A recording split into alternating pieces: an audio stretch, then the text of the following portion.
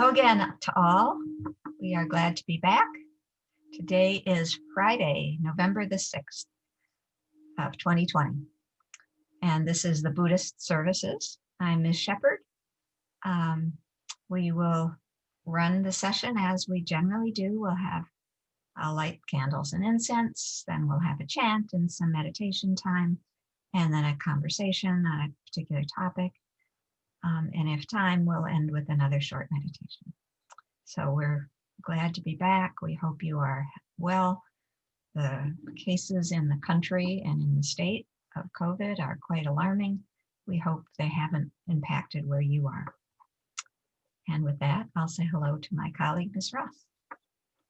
Hi, Ms. Shepherd, thank you. And just once again, grateful to be able to be here with you in this way, even though we can't see you, just know that we're thinking of you and wishing that we could see you in person and hear your wisdom of what your practice is. But meanwhile, just grateful to be able to practice in this way to hold the space. So take care.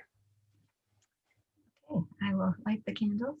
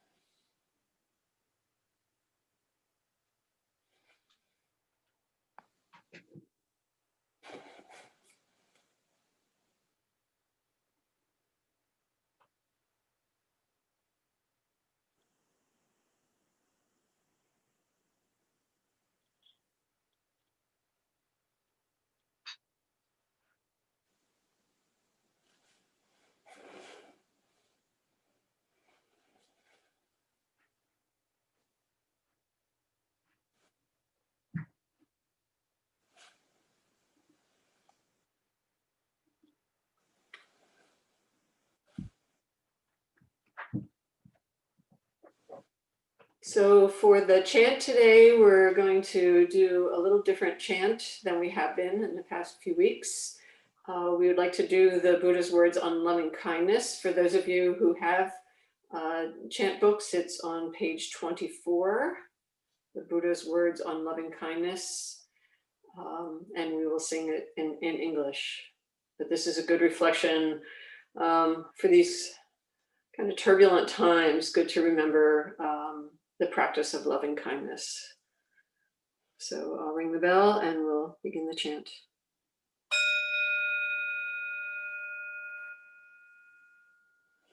Now let us chant the Buddha's words on loving kindness.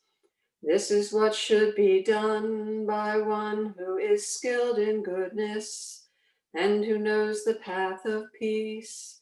Let them be able and upright, straightforward and gentle in speech, humble and not conceited, contented and easily satisfied, unburdened with duties and frugal in their ways, peaceful and calm and wise and skillful, not proud and demanding in nature.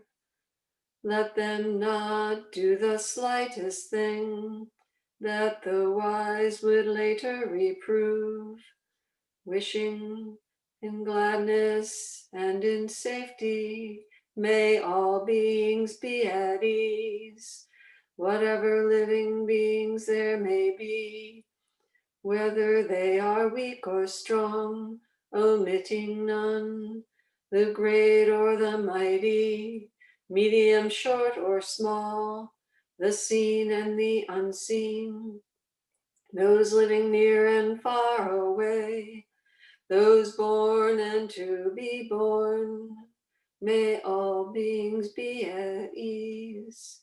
Let none deceive another or despise any being in any state.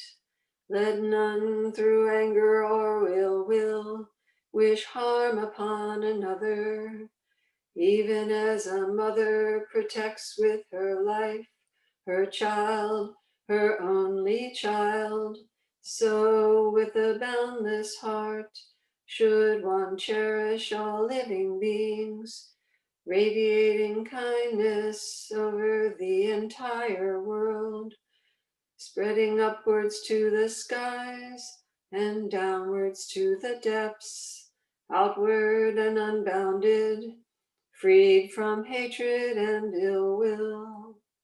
Whether standing or walking, seated or lying down, free from drowsiness, one should sustain this recollection. This is said to be the sublime abiding, by not holding to fixed views, the pure-hearted one, having clarity of vision, being freed from all sense desires, is not born again into this world.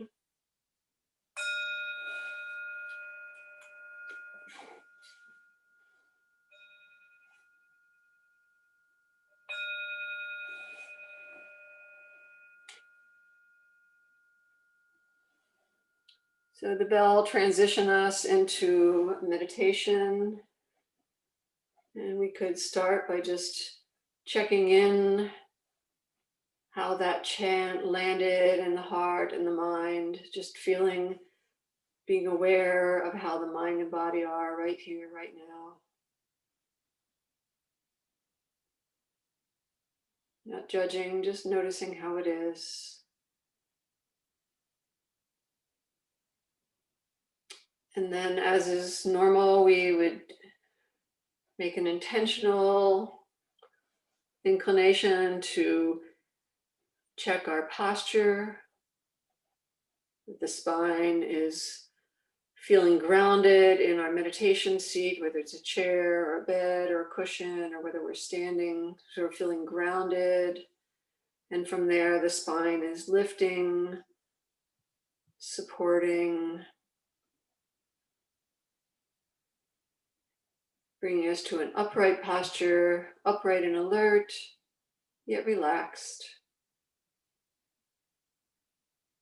So this takes an intention of mindfulness just to bring us to this posture, remembering to bring us to this place of awareness, yet relaxation, so that we can practice our meditation with the intention of learning more about this mind and body, what brings ease, what causes stress. This is our investigation. So taking the mind from that intentionality of our posture and of our intention here in our practice, we can then direct our awareness to noticing the sensations, the effects, the experience of the six senses, our five senses of seeing, hearing, smelling, tasting, touching, and also the sixth sense of the mind and thinking. And so in our meditation, we can set our intention now to just notice what comes up, what senses bring forth these six senses. Maybe we'll notice thinking, maybe we'll notice a sensation in the body, maybe we'll notice the breath, maybe we'll hear a sound. So we use our awareness, our mindfulness, to just notice these senses as they come and go, not trying to latch on to any of them, judge them, just watching as they arise and pass away.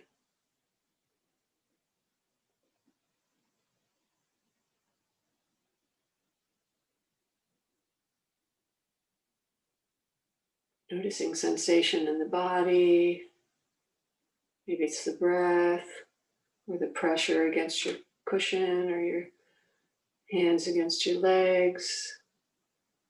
Maybe you feel the breath coming and going. Maybe there's a sound. that comes and goes, and thoughts that pop up. Am I doing this right?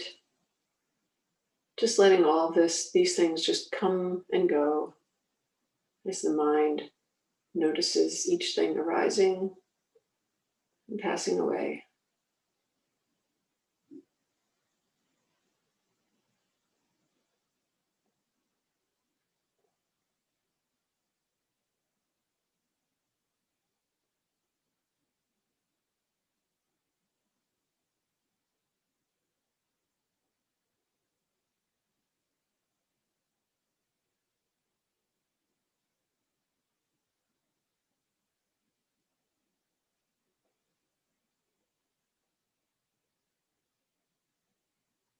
We're aware of the mind, watching sense experience come and go. Maybe we can notice if something is stuck. Maybe we're stuck on a body sensation of pain. We're stuck in the thought. And just resetting our intention to just watch these sense experiences coming and going.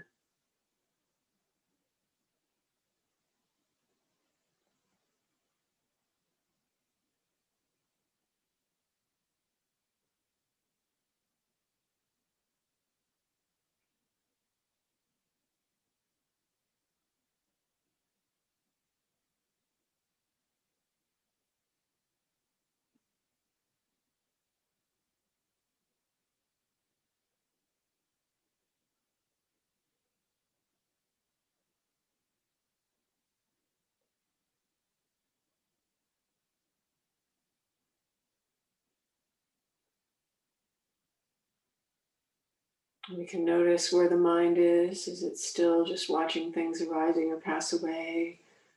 Or is it drifted off into sleep or into thinking? Just noticing how the mind is. And checking in to feel how the body is. Is it still alert or has it gone off to sleep? Is there tension? Maybe because of thought or something. The mind is like this, the body is like this.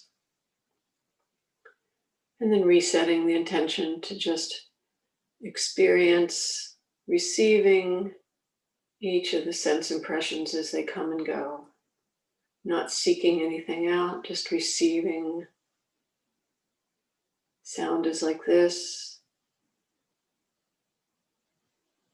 Breath is like this. Heart is like this.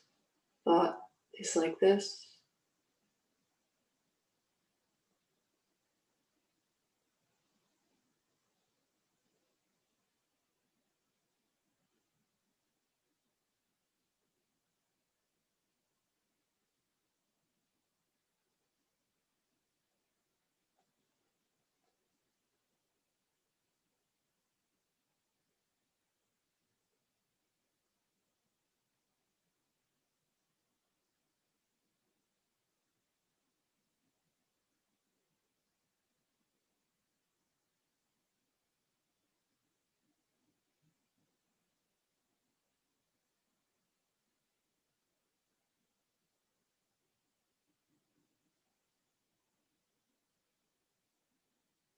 Receiving sense impressions, letting them pass through.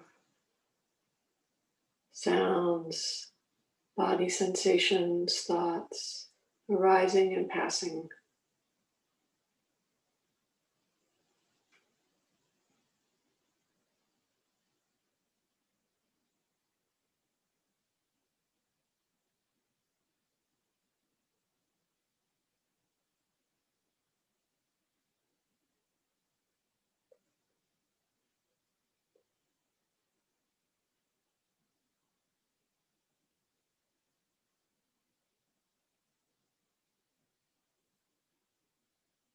This is the mind experiencing the six senses coming and going.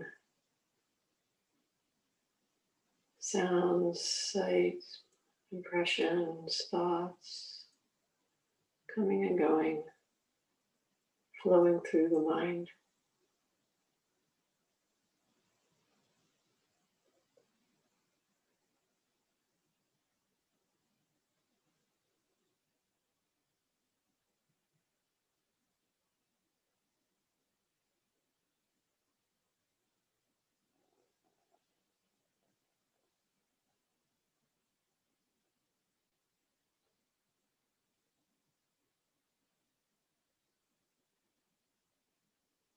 And maybe as we're watching these things coming and going, they're fading, becoming less intense. And we could turn our attention to just being aware of being aware. These sense impressions kind of fall into the background, and we're just aware of the mind, knowing the mind, awareness, knowing awareness. However you perceive that.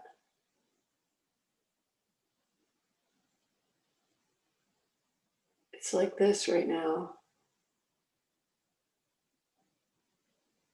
Awareness is like this.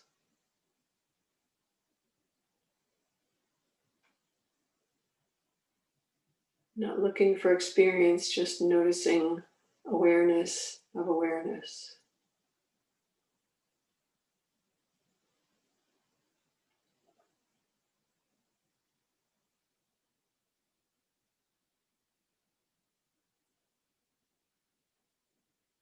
And noticing how the mind responds to that invitation.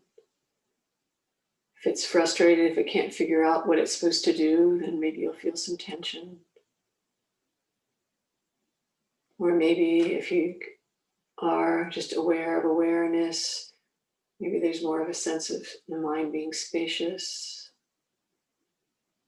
Maybe there's some confusion, just noticing how it is.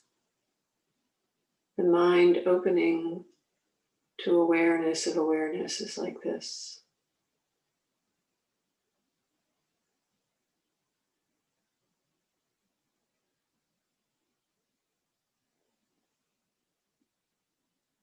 No specific object to notice, just awareness of awareness. It's like this right now.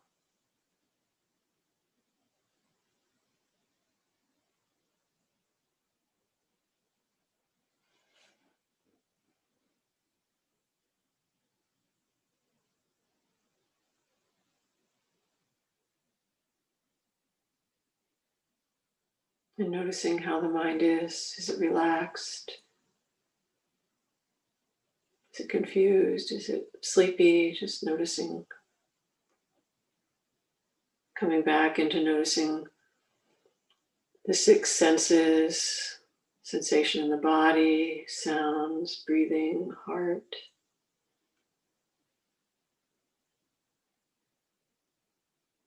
It's like this.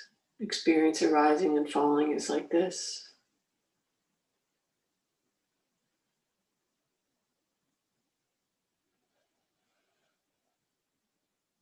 The mind is like this. The body is like this. And we can keep noticing that moment after moment to notice how we relate to experience. If we grab onto experience, if we just relax and let it go, noticing how it is. And we can keep practicing like this, off and on the cushion. It's like this right now.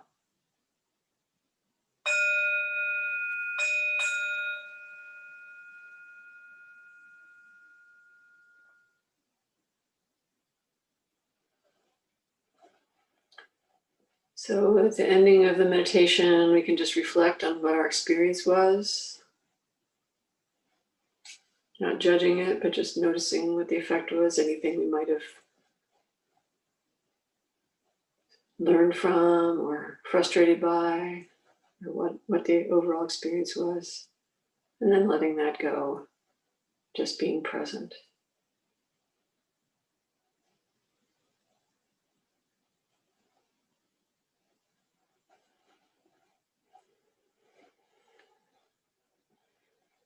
So that meditation, reflecting on what your experience was there was a certain intentionality about the sequence of that meditation. And not everybody experiences things the same way, but what you may have noticed is a difference in your experience. Maybe the longer we are in the meditation, sometimes the mind calms down. And so we can see how the mind and the body are. as the mind calms down. Maybe it actually went to sleep, who knows, you can just notice that too. But one of the things that you may have experienced in there, when we set the initial intention of having an upright body, there was a me doing this. I need to make my body upright. It needs to be like this. I need to be relaxed yet upright. So there was me directing this. And then then further into the meditation, there was just the experiencing of sensory things coming and going, sounds, body sensations, thoughts coming and going. And so it was more of a passive way of relating to experience rather than directing it. There's a passive way of just receiving the experience, which may have been hard for some of us. We're always seeking something else. We always want to be doing. But sometimes we can just train ourselves to just learn to receive. And so we can notice if that was more relaxing, or maybe it felt like you're being pushed around by experience, just noticing how that was. And then further into the meditation, when we were just opening to awareness, just being aware of being aware, there wasn't even an intention to experience anything. There was just being in awareness, and that might have had a different experience to it, even more removed from kind of a doer or whatever in the experience. And so by doing these kinds of meditations, we can explore the different ways that we relate to our experience. Sometimes we're the controller. We set an intentionality to do something because we think it's going to be helpful, or maybe not. Maybe we just set an intention to do something. So there's an actor. And sometimes we can just be a receiver. We can notice if just being a receiver, not the one who has to do anything or has to be anything, if that can feel more relaxed. Sometimes we can actually feel like it's out of control. Like if we're just receiving, we may feel like we're being pushed around, and just noticing that too. But if we open to the possibility of relaxing into just receiving, there's less effort required and the possibility for some more ease. And so what these kinds of experiences can help us to do is to understand the Buddhist teaching on the idea of not self, or anatta. So this is one of the teachings of the Buddha that you may be familiar with, the idea of not self. And it doesn't mean that we don't exist. I mean, we're all definitely here, right? We're aware, physical bodies and minds. This entity here exists. But the not self has to do with the holding on to the idea that there's this personality, this entity, this self that has to be in control, that has to do something, that's fixed, that we think, I've been this way, I'm always going to be this way. It goes back to the Four Noble Truths again. That idea, if we're holding on to the idea of a self, and the self needing to do something or to have a certain experience, we can notice that there's a certain tension around that, right? And if we can relax that by just receiving sense impression and not feeling we have to do anything, or even in that awareness of awareness, then the self can really drop away. There's even less of a sense of an experiencer, right? There's just awareness, knowing awareness, because there's not really anything. There's the subject object separation that this self always likes to create, that can drop away. And so the Buddha in his teachings on not self, there's a lot of things going on at the time of the Buddha, a lot of different teachers, and they come from the Vedic tradition, the idea of the ultimate self or a divine self. And there was a search for the capital S self, that everybody was looking for. And we all, we experience that too. Who am I? How do I define myself? It's part of the human experience, but it's also part of what causes us suffering.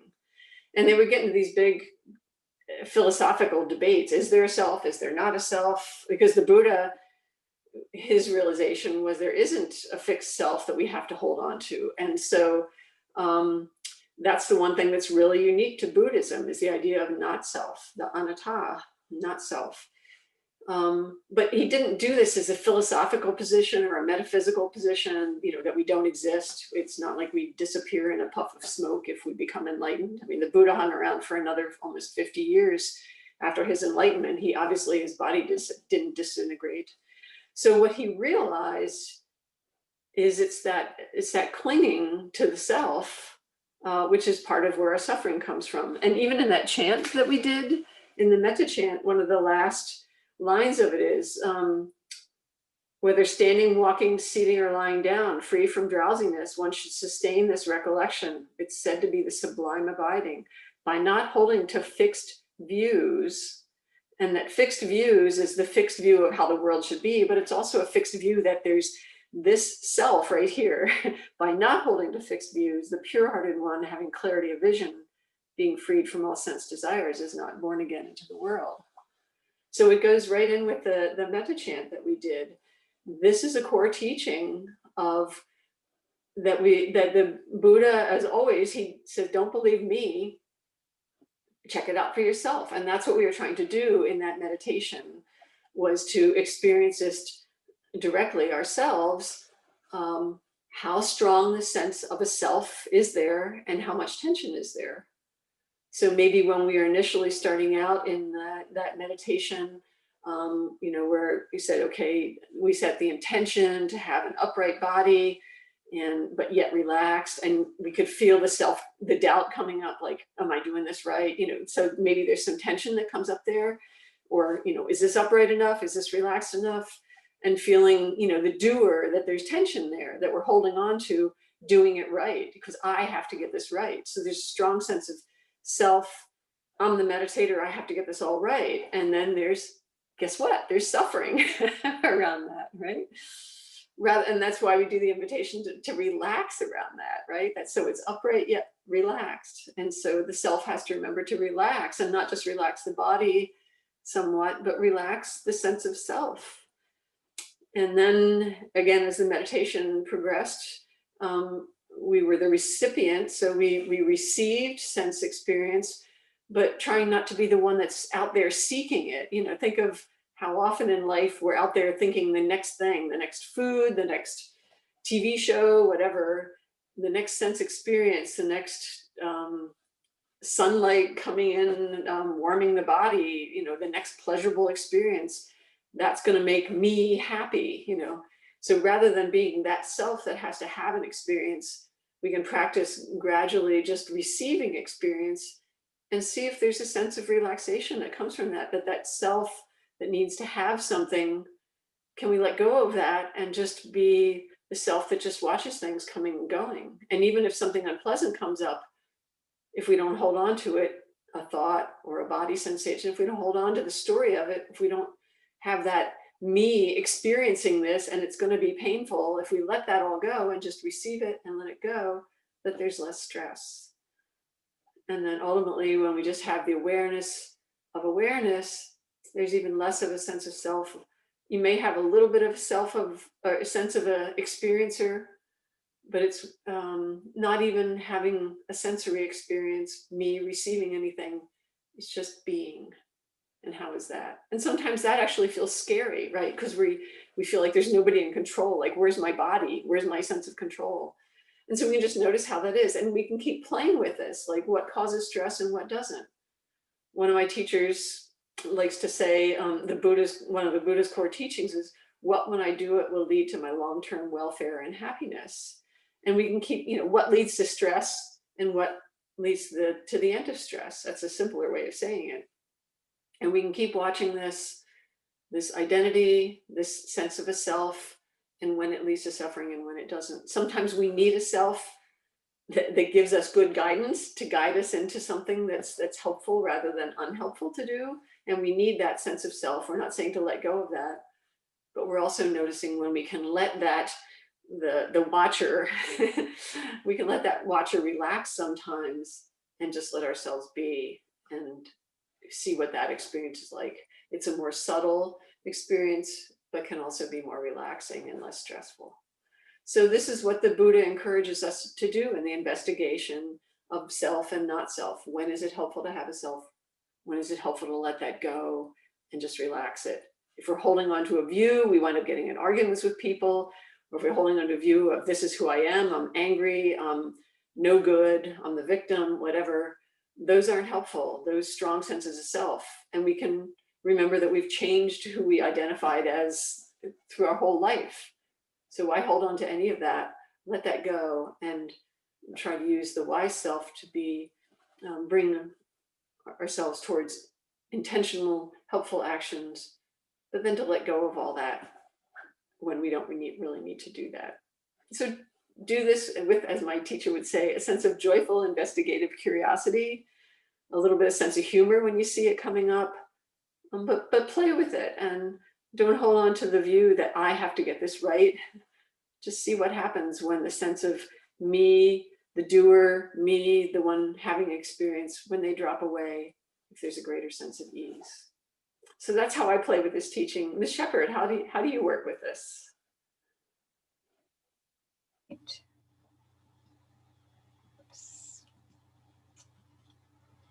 Yeah, very much the same. So this is a teaching that causes people a lot of distress in some ways, and it needn't, just as Ms. Ross made clear, it really needn't cause you distress. In fact, it can hopefully cause you a sense of more freedom and opening. That, as she pointed out, the idea, what the Buddha was pointing to is that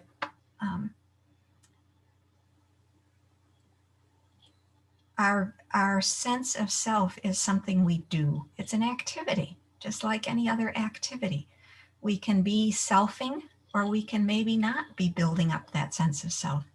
And that our sense of self, our self-view is the term that's often used, is something that is constantly in flux, just like our practice helps us identify how much change is always happening in all things.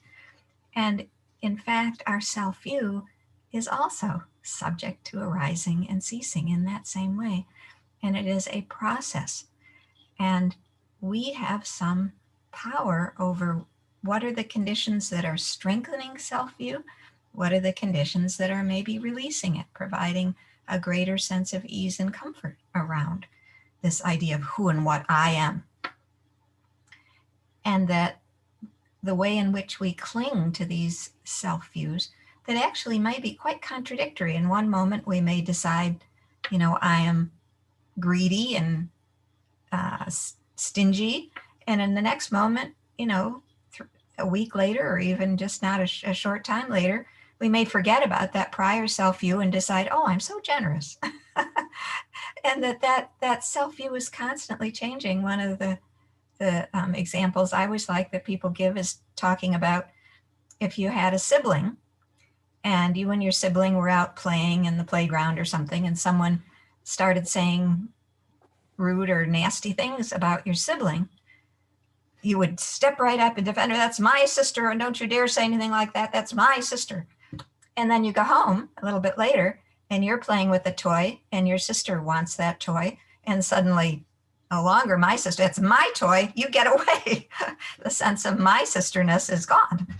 And that's an example of this flexibility that we're looking to pay more attention to really recognize, because it's the truth of how this idea of who and what we are and our self-view is just fabricated, is the term that's often used. It's just made up. The analogy that I find most helpful, that really helped me sort of get over the hump of the subtleties of this teaching of self-view, is the analogy to a rainbow. That we all know there are rainbows, right? I can see rainbows. I can be outside and I can see a rainbow. I can see a picture of a rainbow and identify it. That's a rainbow. I can name it as a rainbow. I can draw a picture of a rainbow. So it's not that rainbows are a fantasy or don't exist.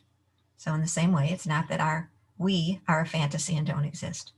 But rainbows, if I want to actually go out and possess a rainbow I can't, right? I can't. That's the whole story about searching for the end of the rainbow.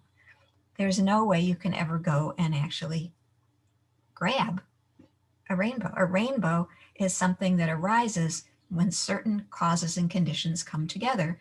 The result is this rainbow. The causes and conditions are a certain temperature, a certain amount of sun, some moisture in the air, and suddenly there is a rainbow. Those conditions change, no more rainbow, then it's just sunlight and water and air. So our self is that same way. It's not that there isn't a self, but it's constantly reframing, reshaping, reemerging. There isn't an essence of self, just like there's no essence rainbow. We can't go out and find, oh, well, this is the elemental component of rainbow. There isn't an elemental component. All there is are these different things coming together and interacting. In the same way, what the Buddha was encouraging us to consider is maybe there's no elemental me, no elemental self. Instead, there's different factors, conditions arising and ceasing, memories, thoughts, stories, impacts from outside, environmental impacts.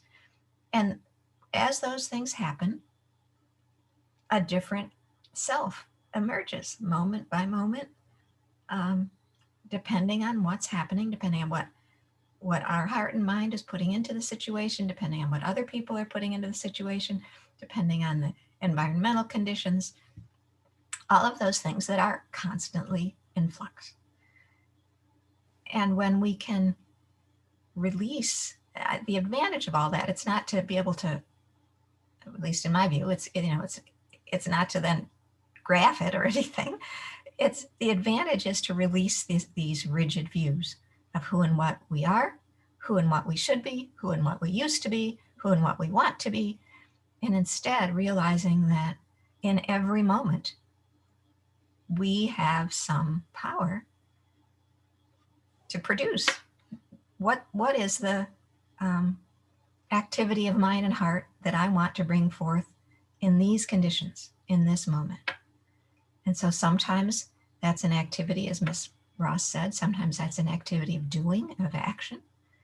But sometimes it can be an activity of non-doing, of receiving, of being at ease, being present, of just allowing the conditions, to all the conditions, including this condition of identification and selfing, to just arise and cease as is instigated by whatever's happening in the world, and especially in our own hearts. And the ability to release that rigid, often harsh view of self is really an enormous gift, blessing, and freedom for each of us to consider in this very moment who is present, what is present, and recognizing that the more there is a who, a self that we have identified with it, the harder it is to actually be clear about what's going on. That it adds a filter to our experience of the world that gets in the way of seeing what's actually going on. And maybe just one more example. This can really be helpful in relating to family. That if family has hurt you or done something to you,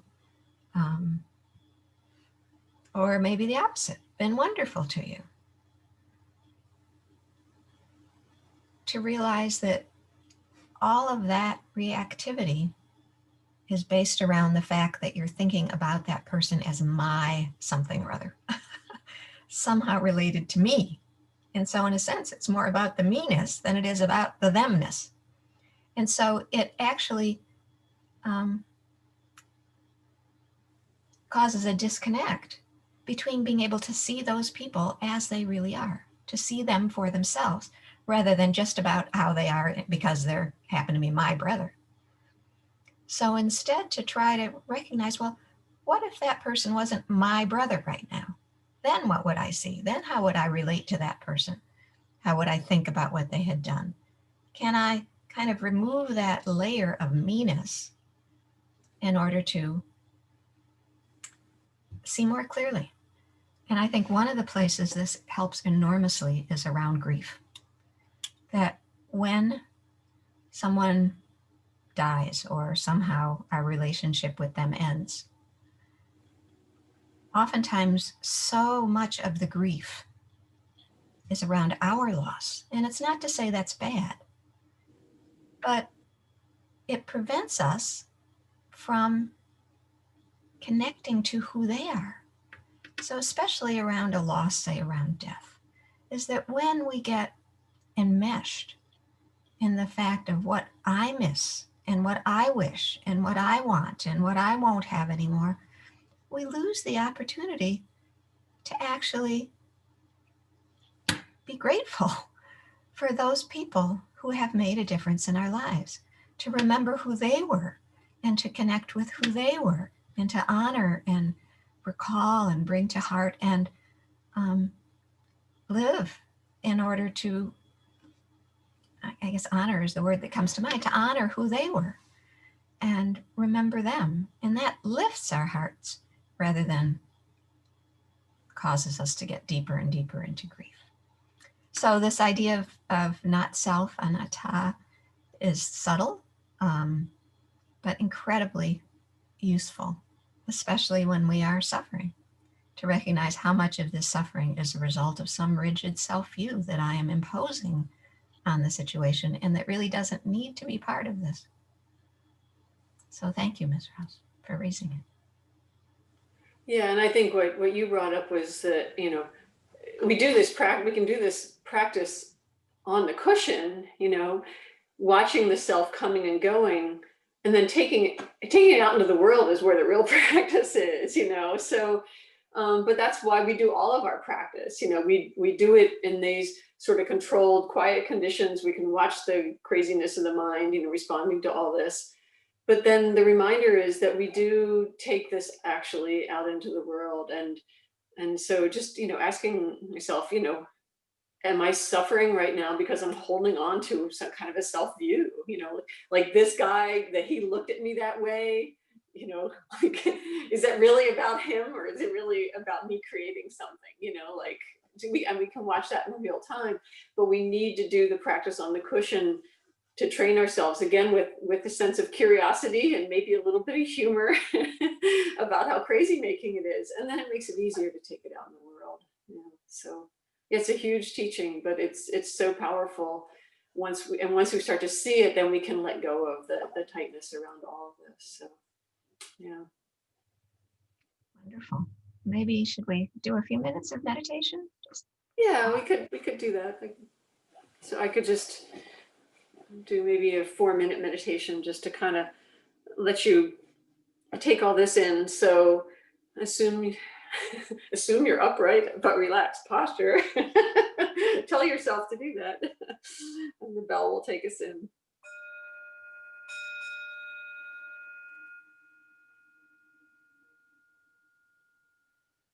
So just transitioning from receiving whatever you may have received from this discussion to just noticing how the mind and the body receive that. What's the experience of all those words in the mind and the body? Is the mind spinning, thinking, arguing, or is it going to sleep? Is the body tense or is it relaxed? Just noticing how it is, not trying to change it. And the body is probably our best indicator of whether we're resisting some of the ideas that were talked about. We can notice if there's any tension in the body, how the breathing is, how the heart rate is, are the muscles relaxed, or is there tension somewhere in the body? Tuning into body sensations, noticing as they come and go, the sounds, the breath, the heart, sensation in the body, and the thoughts that pop in, and then pass on if we don't hold on to them.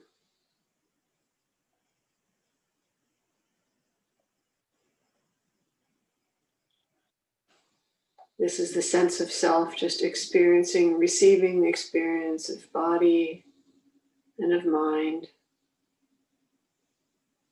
Receiving, watching it change and move on, and the next thing comes up. And the next, and the next.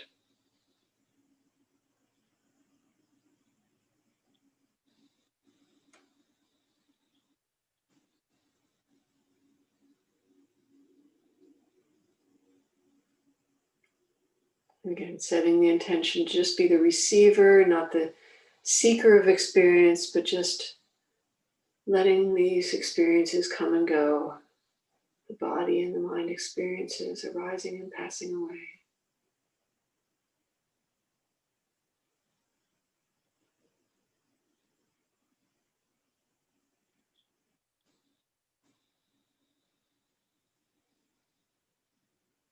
And then maybe even noticing as we relax into the rising and passing away of experience, that sometimes there's just a sense of the mind knowing the mind, awareness, knowing awareness.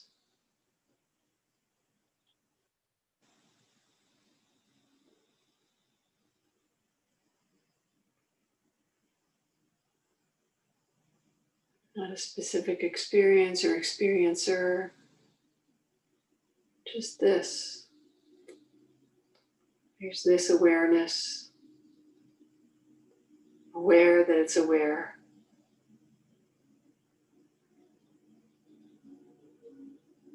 However we perceive that. We just notice the mind may not stay there very long. It may move back into experiencing sense experiences coming and going. This is what the mind does, but we train ourselves to notice when there's ease, relaxation around this experience versus when there's holding on and tension and stress. When we're clinging to an experience or a sense of me needing to do this right, me needing to have this, not have this. And we can keep noticing as these states of mind come and go, encouraging the things that bring greater ease and letting go of what causes us tension, including the strong sense that I have to get this right. Can it just be like this right now? Because this is how it is. Can this be okay?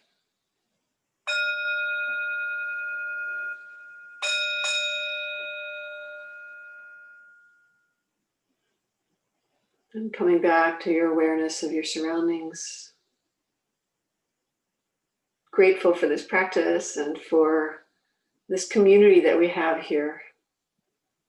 And may we benefit all beings through our practice. All beings, none excluded. I want to add one comment that I said before because I don't want it to be misunderstood. So absolutely, when we are grieving, we feel a loss, and we can feel that loss. There's nothing wrong with feeling that loss, recognizing the ways in which we will miss someone and what it will mean for our life. That's just fine. There's nothing wrong with that. But it also, it's also important to recognize that that isn't about that other person. that really is about you, and it's fine to think about you and to consider about you, but it isn't grief about them. That the them part is acknowledging who they were and what their life was like. It's not about the impact they had on you. So it's not that you shouldn't feel those things. That's not at all what I'm saying. I wanted to make sure no one felt that, oh, I'm not supposed to grieve. Is that what that? It's not at all. Of course, you will feel loss, but to recognize that it's about you. And in relationship, we're also trying to learn, how do I not be so much about me and understand what it is about that person? What do they bring into the world? What are they interested in? Who are they without the layer of meanness? So that's all I was trying to say. Please don't feel you aren't supposed to feel grief or anything. Of course you will. Of course there will be a sense of loss for you. So let us do our sharing of merit.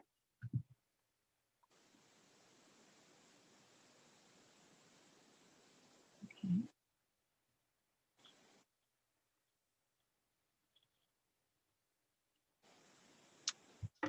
So may the merit of the time together, our practice, and our willingness to be here and to reflect, support, and nourish us.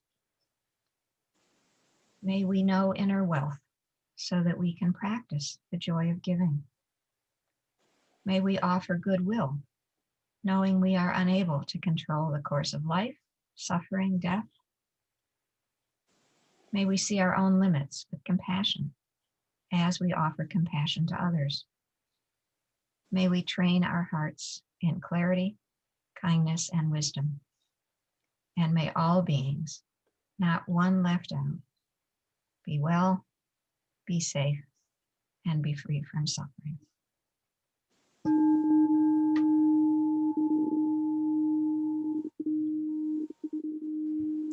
So thanks to Ms. Ross, thanks to all of you for coming.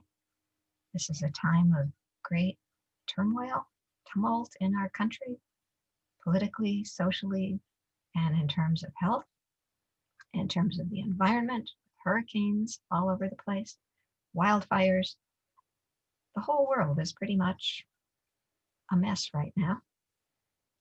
And that makes it all the more important that we do whatever we can to clean up our own hearts, to provide a little island of less mess in order to help straighten out, unentangle, respond to what a difficult time there is for so many people right now. So I hope these practices help you do that, and that you know that we are all in support of you doing that. We know you can do that you have begun to do that even by the mere fact of just showing up today, that's a major step. So best wishes for your continued practice, your continued ability to connect to your own heart and to open that heart to many others in the world. Thank you for coming, and we'll see you in a couple weeks.